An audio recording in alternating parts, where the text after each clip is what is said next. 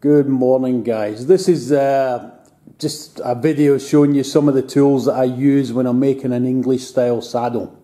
I'm not really going to show you making a saddle, it just takes too long, but I just thought I'd show you some of the tools, tell you the names that I use for them, try and give you a rough explanation what I can do, and if possible, I doubt it, but if possible, I might be able to show you some applications for a couple of them. I certainly, as I say, I can't get through the whole thing. I don't know if it'll be any good, this, but let's go for it and see what it is. You can see all the tools here. And what I'm going to do, this tool right here, this is one of my flocking irons. I'm going to use the flocking iron to point to the tool. Yeah, so I'm going to start off with the easy stuff. As I'm not going to use the flocking iron for this one. This here is my oil stone, my sharpening stone. I use it constantly, you know. I like to use a buffing wheel. I just don't have a buffing wheel at the moment, but I use that constantly. And I'll tell you the other thing I didn't bring over, which is a constant thing that I use, is my buffing stick. So let me just bring that over here. Right, we use, a lot of people use a tiny little buffing stick, maybe about a foot long. I use a big long buffing stick, as most saddlers I know use it. I'm going to do this left-handed, but I've got a video showing you. It's because when we're using a knife, and this is not easy on camera, we run all the way down, and then we flip it back, and then run all the way down, and flip it back. You couldn't do that on a 12-inch, and it's quite a fast movement. I've got a video on that. I'll do a quick explanation of it. On this side of it is, and it's probably needing redone looking at it, I think it's called carbon undone powder. God, that's a tongue twister. So I've got a piece of leather, I've put tallow fat onto it, and then what I've done is I put carbon undone powder onto it, and then that gives me the kind of sharpness. So I use my oil stone first in all my knives, then I go into my buff stick, and then to polish, this is just a piece of plain leather on the back of it. So again, we'll do this movement, which is an up and down movement to give it, give it that polish. Obviously, this tool, my everyday, I use this for absolutely everything. These come in different sizes. Let me show. This is mine. A lot of people have problems when I let them use mine. Hang on, down to my junk boxes here. And I'll show you the wife's. The wife's is probably more of a popular size than what mine is. I just like mine the size it is. And you can see in this box I've got a few of them in here. Right, that's the wife's. And you can see the difference in the size on it. Yeah, it's. Hang on, let me just put the two handles together, like so.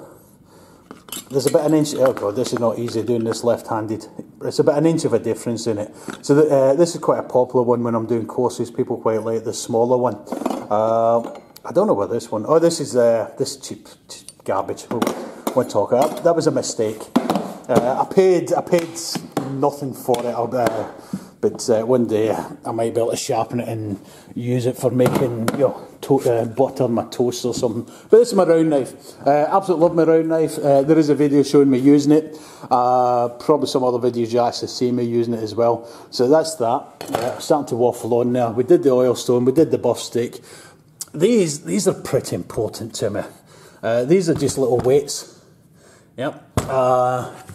And you can see it's just two different weights. Now, why have I got weights? Let me just go over here and I'll grab.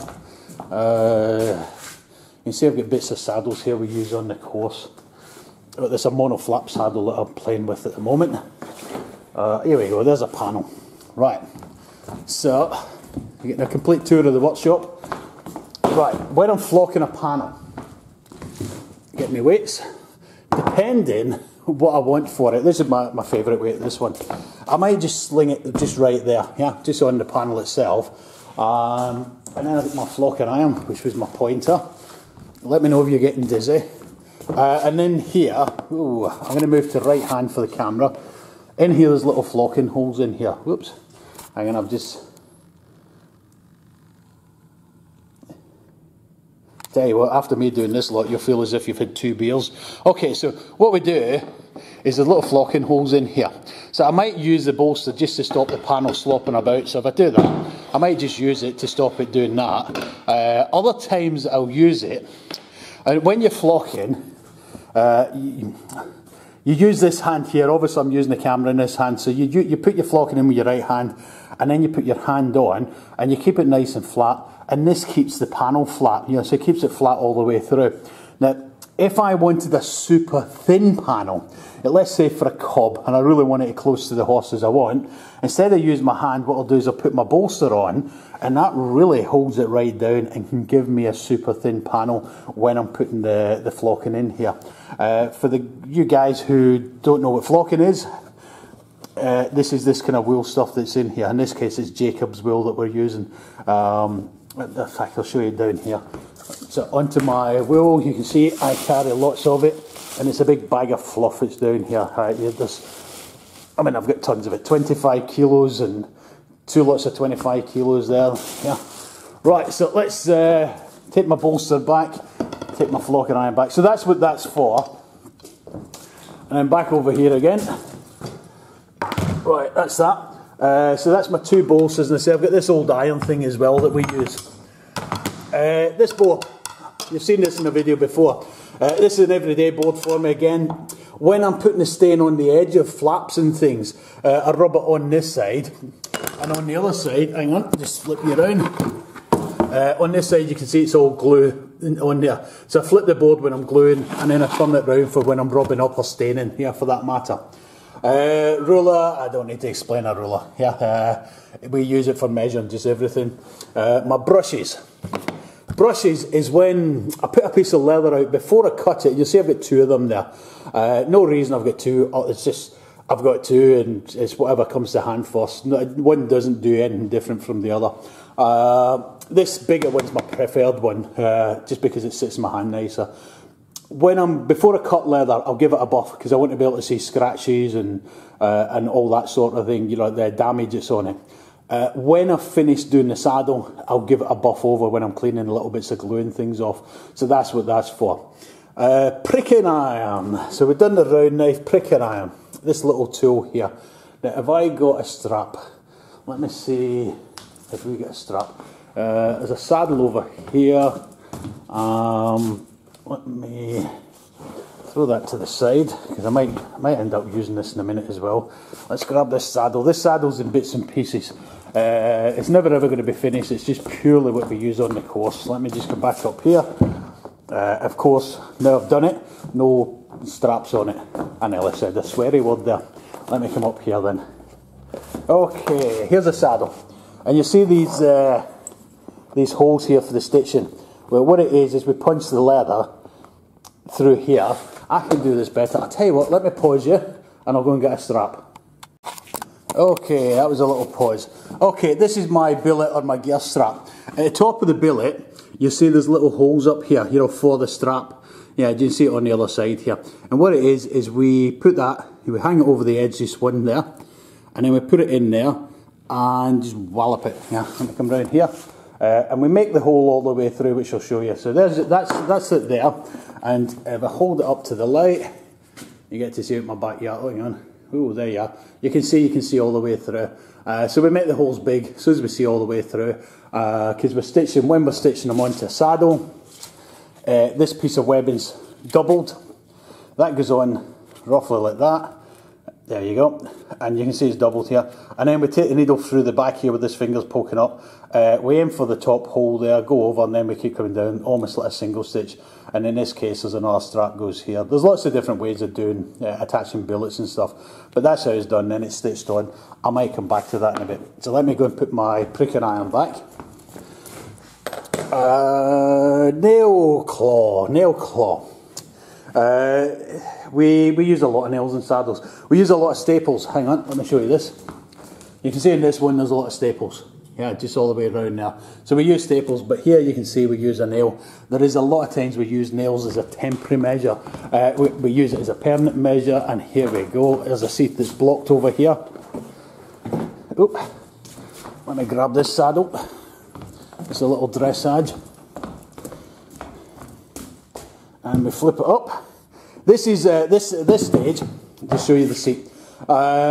these saddles, they're never going to be finished. It's only when students are making a saddle, I show them how to block, and then so we just show them this and say, this is what you're trying to achieve, is this stage here, which is blocking. And then in this one, you can see there's a flap on it, but not on the other side. This is the stage that you're trying to get to, and it also shows you the seat pulled on. So I've got lots of bits of saddles. Let me flip this upside down. Back to the nail claw. Right, you can see here, when you're blocking, we just put a lot of nails on it, and the nail claw is obviously for taking them out, and if it's bends. Now, on the nail claw and on this, I'm not going to do it, but I'm going to show you something, a little trick that we do. This is my hammer. We'll come back to the hammer in a minute. You can see when we block, there's tons of nails around here. Now, I am going to attempt to balance this in my big fat belly. Hang on. This is camera work at its best. All right, now I'm not going to do it. I'm right-handed is my problem. Hang on. Right, so what we'd do, I wonder if I can balance this over here for you. Right, what I would do is I'd be holding that in one hand, and then we get these tacks, and then we just hit the tacks out, so we just batter along. So we don't use a nail claw for taking tacks out that are half in. There's one that just popped out there. We literally just go bang, bang, bang, bang, bang, all the way along, and the tacks are out in seconds. If I took them out with a nail claw one by one, I mean, I'd be here for 20 minutes, so we literally just go bang, bang, bang, bang, and out they go. So that's that one. Let me move that back over here. Right, so we've done nail claw. What was the next on the list here? Number 6, my edge strips. Edge strips. I think I've got a video showing you how to sharpen one of these. I use a number 2 and the number 6, and you can see the big. Get my camera action there. Yeah, you can see the groove's much bigger than the number 6, and then I do the number 2, which is the narrow one. Now, if you look at my tool board here, I have, for when I'm doing strap work, bridle work, I've got like number 1s, a couple of number 1s there, number 2s, number 3s. There's also, I can't see it obviously because I'm looking for it. Yeah, there's, I don't know if this will show up on the camera. You can see in this one, my favourite type of tool, you see the flat on the back. Hang on, there we go. So the flat, and I'll get my number 2, is flat. This is probably best if you're starting out. There's a little groove in here, which is dented in. Yeah, I think you can see it. I don't know if you can see it or not. That's if when you're edge stripping. When I use mine, the edge is almost square. You need a damn good eyesight to see it, and this gives it a more of a rounded sort of edge on it. I actually think for beginners, the rounder ones are easier for them to learn. You know, they don't slip as much. It's okay. I've just kicked my heater over there. Right, so let's go to. I'll get a set of skirts down here and I'll try and explain what I do with number 2 and a number 6 edge strip. Right, I sure as hell ain't the most professional photographer or camera guy in the world, I can tell you that. I'm a lousy singer, lousy drinker, and I'm sure I've got other bad habits. Okay, on flaps and on skirts and anything, we take the number 2 round here, so we take a little thin edge all the way around here, yeah, so that's that one. If I took a number 6 off, I wonder if I get a scrap piece of leather. There's a big scrap piece of leather. Right, here we go with the fancy camera work. Alright, you're under my chin, guys, so you're going to hear me muffling. I don't know if you can see it. Right, there's a number 6, and you can see, if you can't see, let me move you back again. So you can see the number 6 has took a big chunk off it, yeah? Right, let me get the number 2, and I'll just do that in front of that. I don't know what you're seeing in the camera because I'm balancing you under one of my chins. I've got about 6 chins, so I might as well make one of them of use to something. Okay, there's the number 2. Right, so your number 6 takes a big chunk off. Hang on, I'm zooming there. Number 6 takes a big chunk off, your number 2 takes a thin chunk off. As I say, number 2 we use for around the edges of skirts as a saddle. And we use it for down here on the edges of the flaps, so there's your skirts in place, down the flaps, doing around this loop and stuff as well here. So that's what we use that for. Number 6, it works in combination with your French shave. Let me do French shave right now, or skirt shave. I call it a skirt shave. This is a skirt shave. So the skirt shave we use in quite a few places. Let me do the skirts first of all. I'm going to put this on the wrong way up just to kind of show you something. See, if I didn't thin it down, it's a massive bulk here. So when I do it this way and I thin it down, it lies in better. This is actually made inside out. Yeah, but again, I'll show you in a wee second what I mean on that. So if I take down this edge, where are we? Here, you can see, there's my fingers. You can see I've thinned it down in this edge, and it should be a reasonably consistent level down there. So what my trick here is, I use my number 6, which is this here, to take off this edge all the way along here. And that gives me my consistency that I want, yeah? So that's what it's for. Now, I need to take this piece off here. Now, I'm going to try the camera work thing again. I don't have a clue what you're going to see there, guys, but nothing at all. Let me put this tool underneath it, see if we can get it here. Yeah, here we go, this might work.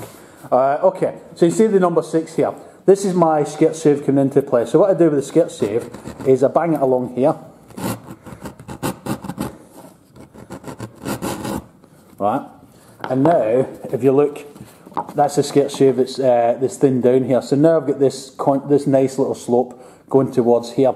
If I did the skirt shave in its own, now I can do it on my own, but let's say that you're beginning. If you did it in its own, the chances are what you might do, and I'll do it really badly, there you are. You can go really too thin here, in fact cut it out. So oops, where's your camera? There you are. So you can make it really paper thin here, because you just didn't hold the tool in the right place. So if you do it with number 6 first, and then follow, you'll get that angle better. Okay, let me lift you back up again. So that's number 2, number 6. Get my tools. I don't know if this video is going on too long for you or not. So that goes in there. Awls, I use a lot of different awls. I've got one out here. This is not there's my favourite one here. This is my favourite one. We use a curved awl. I use straight awls as well. They'll be about here somewhere. So I use a curved awl. Here we go. And the curved awl we use for... I don't really do this these days, but sometimes you can put a little backing stitch which starts about here and then it comes out here and literally just back through, and this allows you to stitch backs on, and it's just a whip stitch all the way along. I have a saddle. Is this one? Yes, here you go. This saddle here, I don't know if it should, I'll do it in here. Yeah, this saddle here, these stitches down here is the whip stitch. The problem with them is sometimes you see it, yeah, you can see it on the outside leather here. This is just an old saddle that's been there, but that's what it is. So that's, we do a little backing stitch and we use it for that. I also use this for when I'm stitching in the back of the panel. Now where's your panel? We've got a panel here. So around this section here, we use this for making the holes, because the hole might go from there and then it's a good distance up here, and then we back through the skirts up here as well. So we might come in here, hang on, and then come out about here, and literally it's in and out. So that's what we use that for. I can't demonstrate it, I can only try and explain it and hope it helps you. Yeah, so that's that. So that's my backing awls. Flock and iron. Did we do flock and iron? I think we did. Flock and iron, I've got a couple. This is, as you can tell how cheap I am, my handle's all taped up, yeah. This is my everyday one. Now let me show you something on a flock and iron. This is also flock and iron. A little bent one, yeah. And that's just for getting into corners after the saddle's made up. I very rarely ever use it. These two are probably the ones I use. That looks about 14 inches, that looks about 18 inches, so it's probably measurements about that. As I say, I've taped this up. Now, what you will notice is, if we look at this one here, when you buy flock and irons, it comes with teeth on it. And that's fine, I use it with teeth, yeah, but sometimes it can scratch the foam inside saddles and things. It's there to help you get the flocking up. But because this is my everyday one, and when you're flocking, I mean, I flock a panel in 15 minutes, a whole panel, you know. I think I was doing a demonstration for somebody and it was 11 minutes at one point. But you can see I've taken this teeth off it because I'm moving that fast I could end up scratching things. And I don't need it to help me get the leather through. I can do it just with the tool on its own. And there's that little bent thing there. So, screw crease. Screw crease. I use it in several places. Of course, now I went blank in my head. But let me show you one of the places I can use it. I'll come over to the flaps. I'm sure there's other places I use it, but to say, unless I was doing it. I need to go and look at my saddle making video. Okay, you can see here there's 2 rows of stitching, one there and one back here. So the screw crease can be used for marking the oops, hang on, get my camera work right. It can be used for doing that. It can also be used on saddles. I need the smooth, unfortunately I've got wrinkly leather. Here you are, I'll use it around here. Let me move this saddle out of the way. Right, this is sweat flap. So sometimes you want a little design on it. Let me just adjust this out. Again, I'm going to just, bad camera work guys, let me do it this way. Here we go. So what we do is we adjust it out and make this gap here bigger. See it opening? That's it. So I'm just going to adjust that back in. Now what I can do with it, if I wanted, around this edge here, I could do, around here, I can do a nice wee, what we call a vein line. And it's just a case of getting this, I'm trying to do this with a camera, and then denting it in there, all the way along, and that's a light line. But you can see, whoop, hang on, my camera again. You can see what I'm doing is I've done a little pattern, so I can use it for a pattern round there. I can use it for lining up my stitches. Sweat flaps get bigger stitches. And I'm sure there's a few other places, I just can't think of where else I would use it. But that's the idea of a screw crease, it's for putting a blind mark on. Now you can use this if you're hand stitching things. You can use it for doing a line to light so that your hand stitching's even if you want. So that's that. Let's do my stabble. You can tell this has had a fair kicking in its life as well. What the stab hole is used for, here we go, we'll use this panel here. This is a panel, you can see this is hanging off.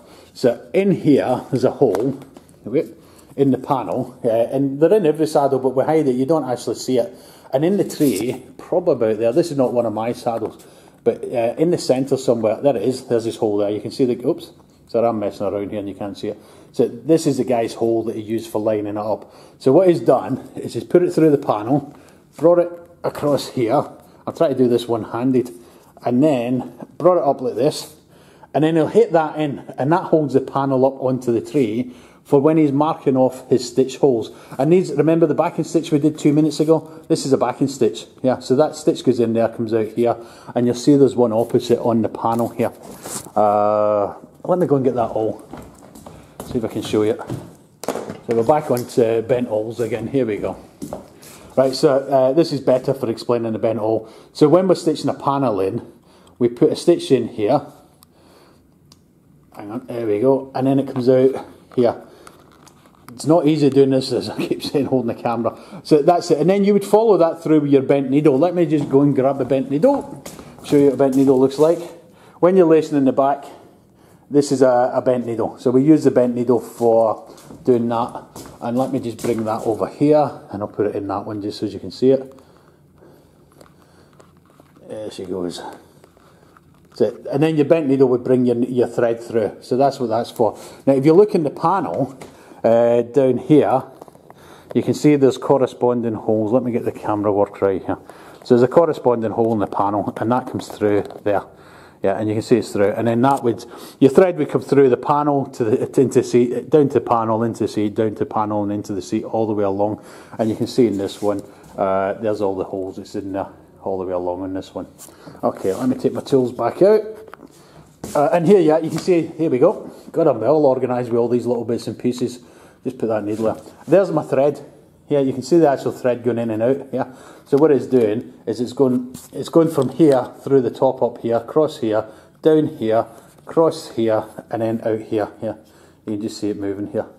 So that's the thread going in, and that's what that corresponds with all the holes on it. All right. Let me jump over here. Now I don't know how long this video is. I don't like doing giant long videos. Right. Put that in there. Get that in there. We've done this tool. Single crease.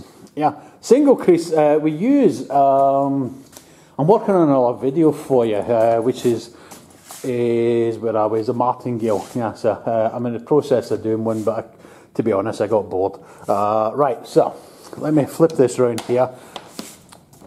You can see here we've got a split in a martingale, and at the top of it, let me just come in, get my finger, right. So at the top of the martingale, you can see this mark here.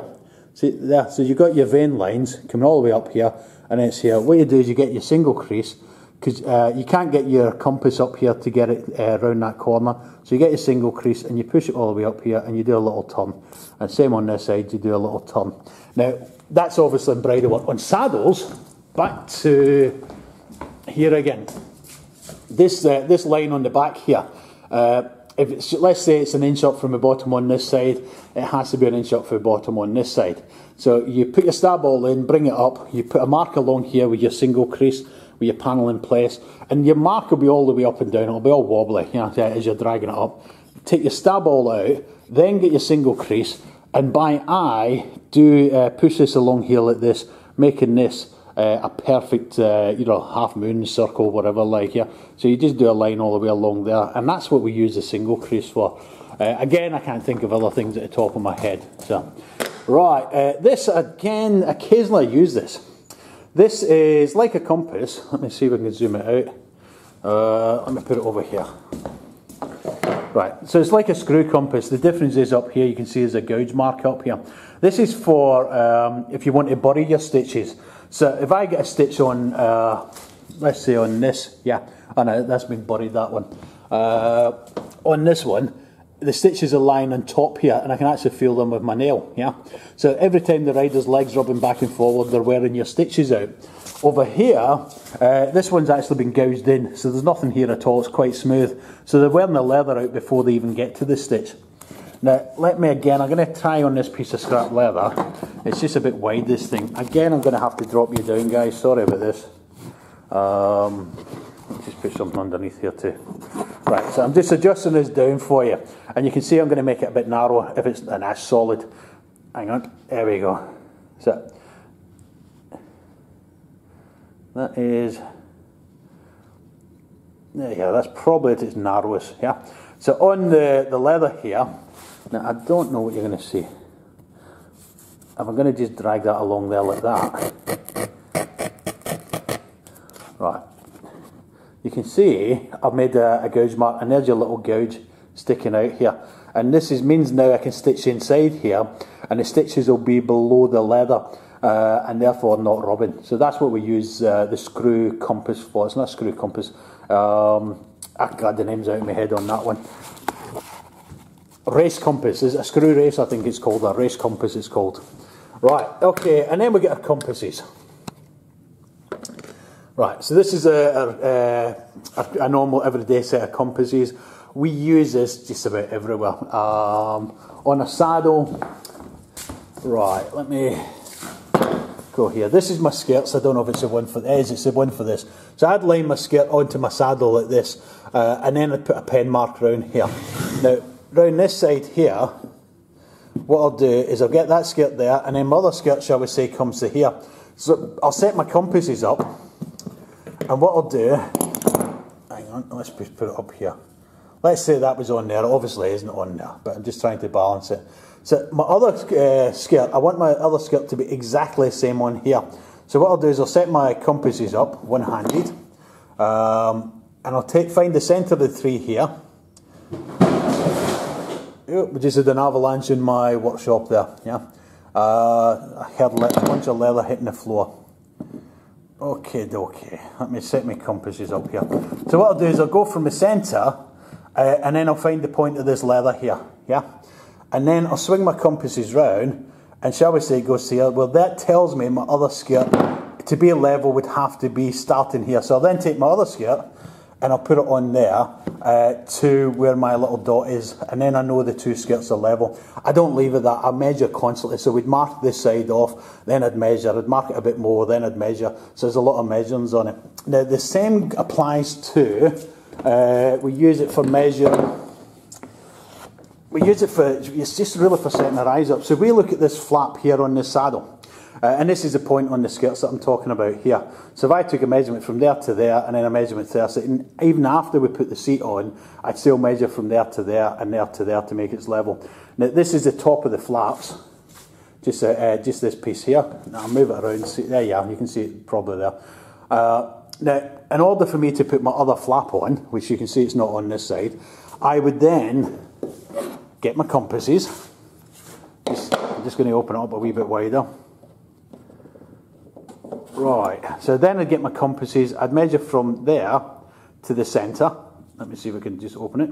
So I'd measure from there to the centre, like that. I'd then swing these round like this, and then I'd put a dot on just down here. Oop. So then I'd put a dot here, and that'll tell me that this this flap, has to be there to line up to be level with that one. So we use compasses for that. We use compasses for just about everything. So when I'm setting my flaps, I might take a measurement from here. Most of this time I'll do it by eye, but I might take a measurement from here, and then on the other flap, I'll just check the measurement on it to make sure they're level. So we use, that's mainly what we use these for. We can use them for, let me just go into here. When I used this screw crease earlier, I can use it for here as well, yeah, for marking these stitch marks down, and likewise the sweat flap ones. So I can use it for here as well. I also use them in this panel. You can see there's little dents on it here. This is the stitch that goes through. So I would use it for measuring from there to there. Sorry, from there to there. Yeah. So the next stitch should be identical from there to there. Yeah. And then the next one should be from there to there. Yeah. So that's what we do it for. So in order to line up the stitches before we stab through. And these stitches, I'll show you them on the other side. These stitches are there just to make the needle deeper. Whereas you can see this one has not got it, so the needle's a bit shallower, and then we get this dent in here. And then it comes through onto the other side of the panel down here. Yeah, but you'll notice there's no start or stop. We hide the knot, yeah, so you don't see the knot. Alright, but I'll go over here. My Bulldog pliers. Yeah, fantastic. Yeah, I love my Bulldog pliers as well. Now I have my own pliers. I have lots of Bulldogs. I don't know if you'll see. There's more on the board over there. There's about 4 or 5 sets, but these are mine. When I'm working, if I'm on a board and I come to you, I might pick yours up. You'll see me, I'll throw them down. They just don't feel right in my hand. It's quite a strange thing. So Bulldogs. We use the Bulldogs for when we're pulling the seat on. We'll use the Bulldogs, for example, here. In fact, you might even see marks on the leather. Let me see. Nah, it's gone. Alright, so we use the Bulldogs, and we grab it here, and what I'll do for this, and again I can't do it because I'm trying to hold the camera, we'd hold the back of the saddle and we'd pull that right forward, and then we come down all the way down here like this, and then we'd flip it back. Yeah, so let me turn this saddle upside down. As I say, this is not how I do it. I'm trying to hold a camera and show you at the same time. So we use the Bulldogs, and then the Bulldogs, hang on, I'll try to grab them here. So then we use the Bulldogs, and as they come round the corner here, we get it behind that plate there, and then that allows us to pull that forward. Then we slide our hand up. Let me see if I can show you me doing that. I'm going to switch the camera to the other hand.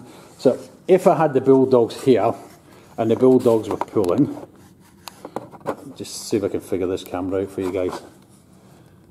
There's my leather there. Right.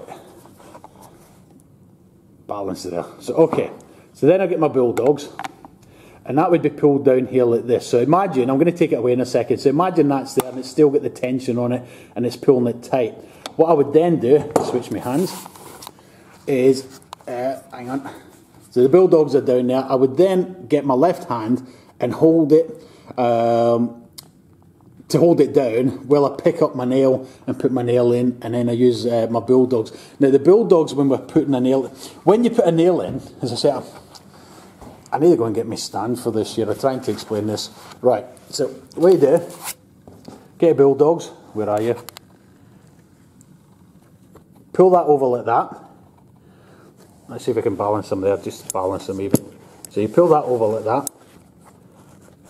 And then I would get my thumb, and then I'd bring my thumb over, let go of the Bulldogs, pick up a tack from, say, here, just poke it in, it's pointless, it'll sit there.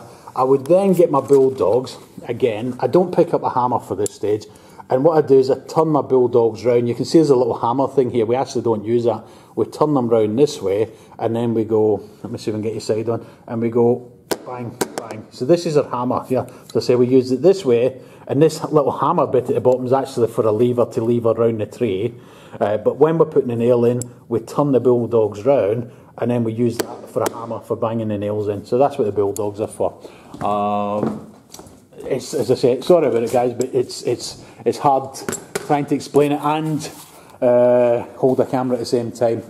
Okay, shall we go into my rasp? Yeah, you see there's a couple of rasps here, and it's mainly this one that we're going to talk about at the moment. These are for a bit later on.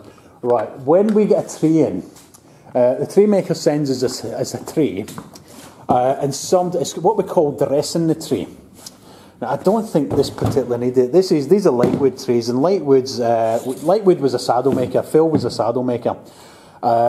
Unlike other tree makers will send them in. They don't really understand what a saddle maker's after. They got a kind of idea, but we don't want a tiny little lump here, a wee lump here. I want my wood to be the exact same here as it is here.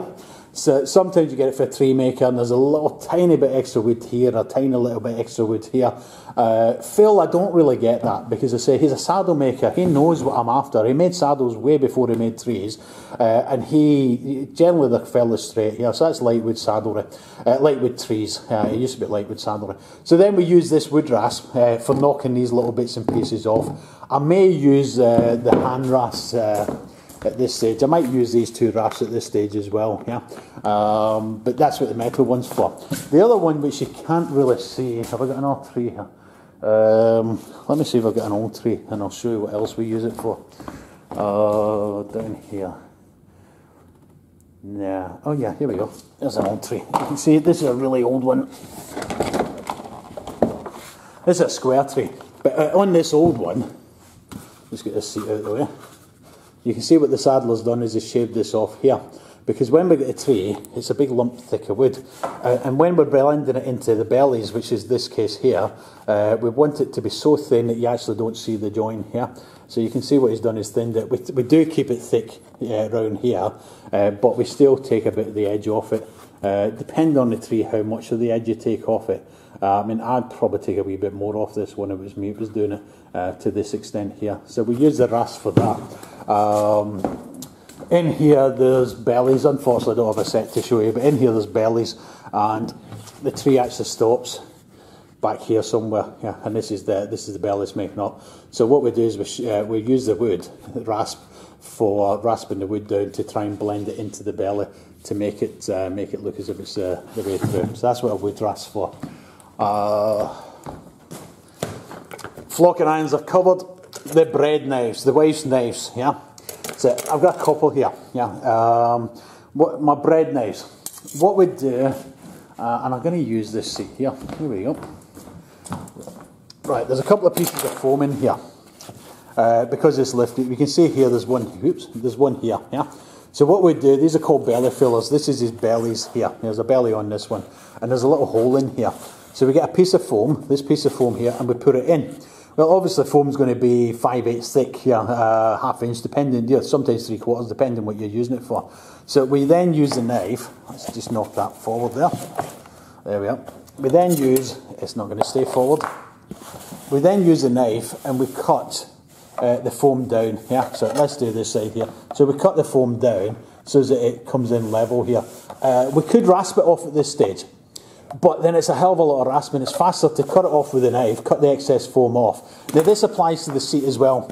As you can see in this case, this is also, it's flattened down, but you can see the seat's really thin here. But actually if you go to the middle, down here, it's still quite thick here. If I left an inch on here, or 5/8 on here, it'd be a bulky, bulky saddle. So we shave it back here, and then we shave it down here as well, and we shave it here. So this one, and then here again, yeah, down here you've got a big inch thing. So we use a knife, and then we chop the excess foam off all the way around here, down here, all the way along here. We knock it off all the way around the back. Then from there, we switch on to these rasps here, yeah. Again, I'm going to attempt this left-handed, and what we do is that we'd smooth the whole saddle over, yeah, using this. I mean, this will be all over the entire thing. My rasp, which is this one, it's plain rasp here, but you'll see it's got teeth on the side here, yeah, down here. Let me see. Yeah, you can see them. It's harder to find them with the teeth on it, but they're much better with the teeth on it. Because if I'm rasping, yes, I can take foam off or wood off, but if I want a lot of foam off, then I go into the teeth, yeah, and that takes it all off. A bit less foam is this, and even less foam I would then switch on to my hand rasp, and that's just to tickle it, just to make it nice and smooth, and the little hand rasp. And the hand rasp also gets some of the places that the bigger rasp can't get to. So that's my knives, my, wherever it is, hang on, where are we, just put these back down there. So my knives and my rasps. That then brings me on to my smasher. Now, my wife's a bit different from me. My wife's a saddle maker as well. She doesn't do anywhere near the amount that I've done. She worked for the West Midland Police, and she did, you know, a few a year or something like, yeah. I put a piece of leather around here, and the reason being, as you can see up here, if you keep using aluminium, I think you say in America, it gets scratched. So when you're starting to bash things, then you start to scratch the leather. So what you do is you put a piece of leather on, and that's for when you're bashing, so that you don't scratch your leather. You can see in this, it's well worn, but it's still doing the job, so I'm not ready to change it yet. It's probably been there for 10 years. We use the masher for banging flocking down. Yeah, so this is flocks inside this panel here. So we use it for banging it down. If I'm moving it, then I move it, it goes in at an angle. Like, yeah, hang on, let me just do it like this. And so we dig in at this angle if I want to move the flock along. If I want to just flatten it, then I do it flat. And it really, sometimes it's a big bang all the way along. Yeah. And then when the saddle's in this case, let me just pick up this saddle. So this is a saddle that's made up. So drop it down there. Try not to scratch it. So this is saddle that's made up. What I'll do here is, after the saddle's laced in and it's maybe a bit misshapen, then I'll use this for banging it, yeah, all the way along. Now this end here, the mushroom end, what I use that for, and I can use it on here, is in here we're going to put a head nail, a little shiny button, which will be on this saddle over here. God, I don't know about you, but I'm certainly getting dizzy. Yeah, right. So this case, you can see there's a little silver button on it, and there's another little silver button down here, and there's a fold down staple down here as well. Yeah. So when I'm putting the fittings on, what I'll do is, hang on, I've got you upside down here now, guys. Right. The nail comes from here and it comes through the way to the other side, so it's a straight nail.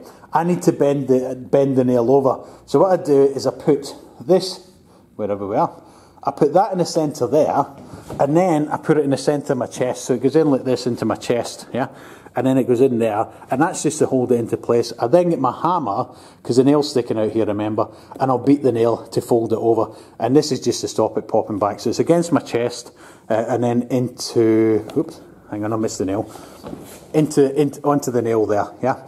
And I do the exact same for the fold down staple, which is under here as well, and that's just to hold it while I beat it on this side here. So the masher does quite a few things as well. You got to be careful with mashers because of the aluminium. Drop them on the floor and they break. Fortunately enough, touch wood, I don't break this. I've had this for forever and a day. Okay, as we motor on, my block of wood. I got a block of wood. My block of wood, self-explanatory, I think. It's for when I'm cutting little bits and pieces of things. But remember with these strap pricks. Now, if you look on my block of wood, wherever we are, you can see here, there we are. There's some holes just here, and you can see that's where I've been prick marking, and I've also been crew punching on it, which is not a saddlery thing really.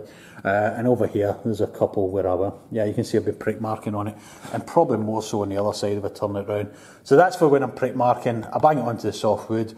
So that's, to me, it's a necessity, that one. On this one, this is my masher. It's like a hammer. It's for when I'm doing the prick iron, for example. Hang on, let me just pop that in there. I mean, it's got a lot of uses. Yeah, so I put prick iron in there.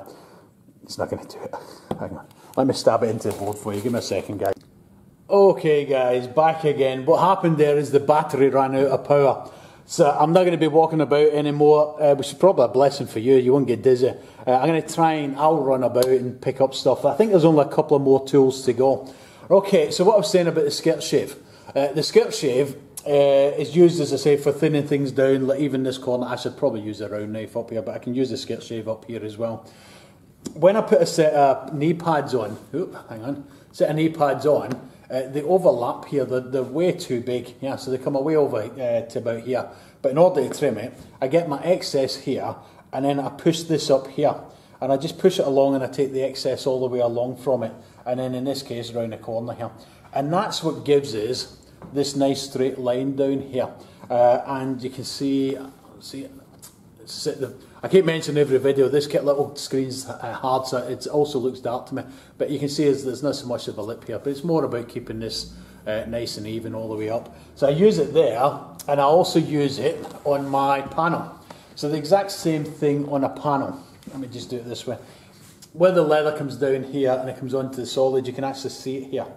And there's a wee trick here. There's two pieces of leather, but it looks as if there's only one piece of leather.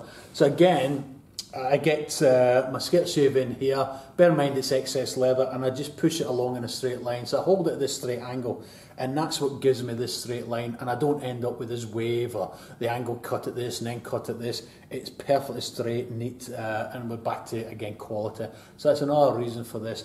Hang on, I'm going to just go and grab another couple of little bits and pieces. As I say, my battery ran out, so I can't move. I think we've only got 1, 2, 3, 4. I think this is it, guys. Oh, now I found another couple of things. All right, this is the last of the stuff we're gonna look at. Staple gun. You'll see on the saddle the staples.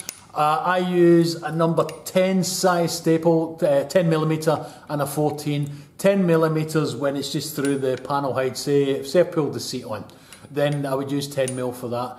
If it has to go through the flaps and onto the tree, then I'll move to a 14mm. If I'm putting a 4-piece on, it depends on the 4-piece, but mostly I'll move on to a 14mm on that. So, and this is just a bang, bang, bang. Years and years and years ago, we used nails. Nails are a bit slow, they're unnecessary. Staples do the job, and you can put staples in quite neat. So that's one of my staple. I've got a few staple guns, but that's one of my staple guns. Yeah. Right. Wire cutters. Why have I got wire cutters? I use them as staple lifters. It's just for taking my staples out. You know, sometimes you put a staple in, it don't go in right. You want to grab it, so I put an awl under to get it up, and then I'll grab it with these and pull it through. I do have a staple lifter somewhere, but I can't use the bloody thing. I think I bought it in a shop and never really used it. Because I've got into the habit of using these, it's just easier for me to continue using them. My homemade paring knife. This is made out of an industrial hacksaw blade, and you can see there's glue and stuff on it. Yeah, I must have been using it somewhere. Anyway, so that's my paring knife. Paring knife, much the same as I can use it in places for like the clicker knife. I can use it for trimming down here and things. It's not really something I use a lot, to be honest, in saddlery, you know, because I don't need to shave edges down. But I still have it because I use it once in a blue moon for something. So it's just a wee handy knife for having for everyday use. My bone, my trusty bone. This was an old saddler that had it, who sold it to another saddler, and then I ended up buying it, and it's very old. You can't buy it again. I just like it. There's new ones on the go, but this has got to be, I don't know, 70, 80, maybe even close to 100 years old, and it's just got a nice feel in its hand. What I use my bone for? Down here there might be a piece of glue, for example, so I use my bone for rubbing my glue out. Bear in mind again, this leather across here would come to here, and it'd be glued down for when we're stitching it, so I use my bone for smoothing it and lifting it. So that's what I use the bone there for. If I get a little scratch in the leather, then I can give the bone a little buff for it. Yeah, and again, I'm only talking a couple of things. If I was making a saddle, you'll see me using it for a lot more things than that, and I just can't think at the top of my head what I use it for. But that's just another saddlery tool. If you want to upset me, break that. Yeah, so I'm always careful with that. It's my favourite tool. Seam turner. There we go. Seam turner. I can't really show you what a seam turner's for because I don't have a saddle out at that stage. But let me grab a saddle. Let me grab a saddle. Right, let me just get this here. Right, this is your, where are you? I don't know what you see. Let me if I put it here. This is your skirts, yeah? So down here, this is your seam, yeah? So you've got a piece of welting in here. So you've got your panel leather here, then you get your welting, and then you get your solid leather. And this is made inside out, and what you've got is you've got a seam in here, and the seam's slightly wider than that. And if you've got I was working on something today, If you machine stitch something or stitch something, it can be up and down. So you use this for pushing the seam out to get it flat. If not, this welting would be in and out. So as we push the seam out, and then we use it for this. I think I might have a video on, I don't actually, I might not, showing you me using this, but the seam turners for pushing the seam out on a skirt. Right, and I think I'm done, guys. Just a couple of pens. On saddles we use a lot of marking, but we can't, we don't want to use something that the mark's always going to be there. So this is just a little Tipp-Ex pen. Now I'll show you, hang on, let me grab something.